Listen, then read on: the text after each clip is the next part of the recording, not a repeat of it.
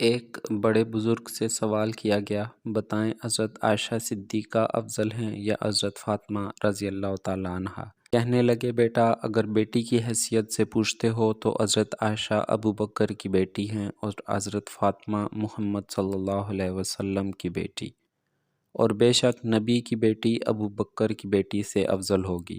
لیکن اگر تم بیوی کی حیثیت سے پوچھتے ہو تو فاطمہ علی کی بیوی ہیں اور عائشہ نبی کی بیوی، اور بے شک نبی کی بیوی علی کی بیوی سے افضل ہوگی۔ خلاصہ یہ ہے کہ حضرت عائشہ کا اپنا مقام ہے اور حضرت فاطمہ کا اپنا مقام، اسی طرح ابو بکر کا اپنا اور علی کا اپنا۔ ہمیں بس ان کی اتباع کا حکم ہے، باقی بحث اور مباحثے میں پڑھنے کی کوئی ضرورت نہیں۔ صحابہ نبی کے در والے ہیں، اہل بیت نبی کے گھر والے ہیں۔